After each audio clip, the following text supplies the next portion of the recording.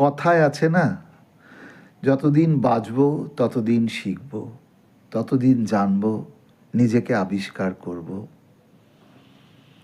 আজ পণ্ডিত রাজেন্দ্র গঙ্গানেজির একটি সাক্ষাৎকার দেখতে দেখতে আবার নিজের একটা নতুন ভাবনা আবির্ভূত হলো, যেটা আমাকে ভীষণভাবে ভাবায়।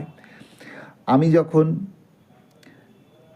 বিভিন্ন মঠ, মিশন, মন্দিরে পারফর্ম করি, বহু জায়গায় আমাকে জবাব দিতে হয়, কথাকটা তো আসলে দরবারের নাচ, এখানে মঠে কিভাবে করবেন। তো আমি তখন বলি আমি স্পিরিচুয়াল ডান্স করব। আপনারা দেখুন, যদি ভালো না লাগে তাহলে করব না, পরের বার আর করাবেন না। আজকে সেই কথাটার একটা উত্তর খুঁজে পেলাম, খুব আনন্দ লাগছে। যে রাজেন্দ্র গঙ্গানীজি বলছেন যে আমি যখন পণ্ডিত জি মানে রবিশঙ্করজির বাড়িতে গিয়ে বসি, ওনার সঙ্গে কথা বলি, কথা বলতে বলতে উনি একদিন বলছেন যে কথাকের ফুটওয়ার্ক, চাক্কার, তৈয়ারি এগুলো তো খুব সুন্দর লাগে, কিন্তু এগুলো নাচ নয়। নাচ কি?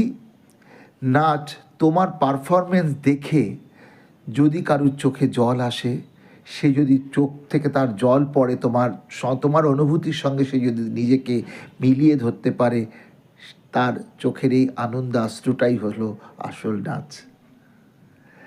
তাহলে আসলে নাচ ডিভাইন, সুপ্রিম পাওয়ারকে ছুতে হবে, তার প্রতি ডেডিকেট করতে হবে, সেটাই হচ্ছে আসল নাচ। লাফালাফি আর শুধু চাক্কার, সেটা হচ্ছে আরেকটা টেকনিক, কিন্তু আসল নাচ কোনটা? গুরুজি বলে গেছেন। কে বলেছেন? পণ্ডিত রবিশঙ্করজি।